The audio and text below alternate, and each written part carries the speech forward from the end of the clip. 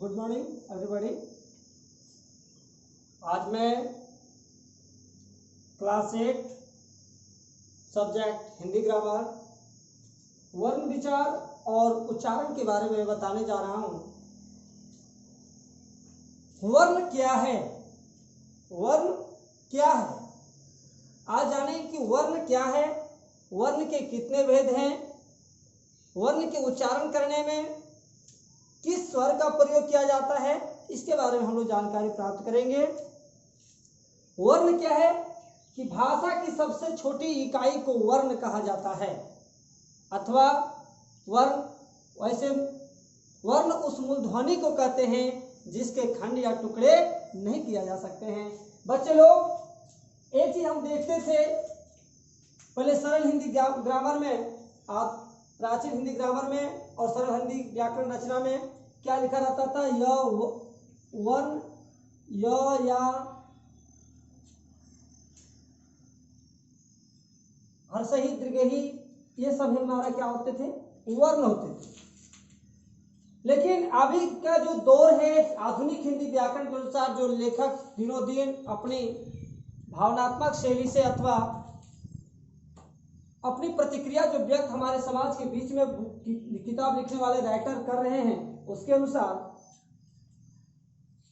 वर्ण के कितने लोगों ने तरह तरह के परिभाषा दिए, लेकिन एक सबसे छोटा और सरल आया कि भाषा की सबसे छोटी इकाई को वर्ण कहा जाता है।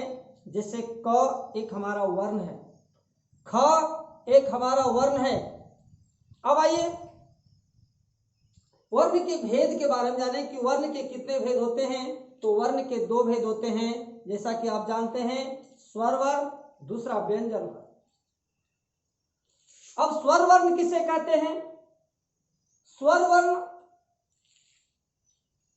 उन वर्णों को कहते हैं जिनके उच्चारण में किसी दूसरे वर्ण की सहायता नहीं ली जाती है। जैसे आ, आ, हर्षही, दीर्घही, ये हमारा क्या हुआ? स्वर वर्ण हुआ। व्यंजन वर्ण, व्यंजन वर्ण उन वर्णों को कहते हैं जिनके उच्चारण में स्वर वर्ण की सहायता ली जाती है। जैसे मेरे प्यारे बच्चों, अगर हम क बोलते हैं तो क हमारा जो है स्वर वर्ण की सहायता से उच्चारण होता है। कैसे? जरा ध्यान देंगे कि क ये हमारा क है, लेकिन क किन किन वर्ण से मिलकर बना है, जरा ध्यान देने की बात है। तो क हलंत जोड़ आ, तब हमारा हुआ क। यानी क में भी य छुपा हुआ है, क में भी अ छुपा हुआ है। तो इसके उच्चारण में किसकी सहायता लेनी पड़ी? तो स्वर वर्ण अ जो आता है स्वर वर्ण में आता है और इसकी सहायता हमें लेनी पड़ी। अब वर्णमाला किसे कहते हैं? वर्णमाला किसे कहते हैं? वर्णों के क्रमबद्ध समूह को, वर्णों के क्रमबद्ध समूह को वर्णमाला कहते हैं।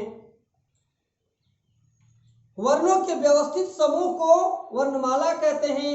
हिंदी वर्णमाला को देवनागरी लिपि में लिखा जाता है। अब आइए, स्वर के कितने भाग होते हैं? स्वर के 3 भाग होते हैं। पहला ह्रस्व, दूसरा दीर्घ स्वर और तीसरा प्लुत स्वर। अब है स्वर। ह्रस्व स्वर क्या है कि जिनके उच्चारण में बहुत कम समय लगता हो। ह्रस्व स्वर क्या है? जरा ध्यान देने वाली बात है मेरे प्यारे बच्चों। ह्रस्व स्वर क्या है कि जिनके उच्चारण में बहुत कम समय लगता हो, अल्प समय लगता हो, उसे स्वर ह्रस्व स्वर कहा जाता है। जैसे अ, प्रत्येक का इसका होता है 1, 3, 5, 7, 9, इस तरह। जैसे अ हुआ, आ छोड़ देना है, हर्षही, हर्षहु छोड़ देना है,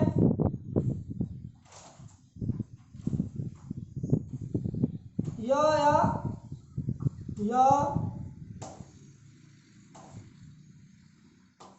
हर्षही, हर्षहु और श्रेणी में आता है। अब आइए दीर्घ स्वर, कि जिन स्वरों के बोलने में मूल स्वरों से लगभग दुगुना समय लगता है वे दीर्घ स्वर कहलाते हैं। इनकी संख्या है आ, दीर्घही, दीर्घहु, औ, औ। प्लुत स्वर, कि जिन स्वरों के उच्चारण में मूल स्वर या हस्त स्वर से करीब 3 गुना समय लगता है वे प्लुत स्वर कहलाते हैं। लिखते समय प्लुत स्वर के आगे 3 चिन्ह अंकित कर देते हैं, जैसे ओम, आनी, ओ को त्रिगुणे समय में बोला जाता है, जैसे ओम। अब स्वर की मात्राएं आप लोग को पता होगा कि स्वर की मात्राएं अथवा मात्रा चिन्ह मैं आपको विगत वर्ण विच्छेद के समय आप लोग को मैं जानकारी दिया था कि अ की मात्रा ब्लैंक रहती है, आकार की मात्रा एक लंबी लाइन है, हर्षही की मात्रा ऐसे दी जाती है, दीर्घही की मात्रा ऐसे दी जाती है, जो मैं आपको वर्ण विच्छेद पिछले क्लास में वर्ण विच्छेद की जब जानकारी दे रही थी उस समय आप लोग को मैंने बताया है। अब आइए यह योग्यवाह क्या है, कि 11 स्वरों और 33 व्यंजनों के अतिरिक्त हिंदी में 2 और वर्ण भी हैं, अंग और अ। क्या है? अंग और अ। ये हमारा क्या है? यह योग्यवाह है।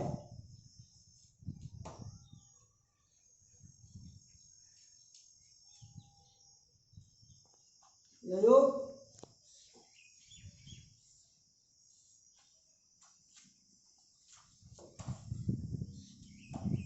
Thank you.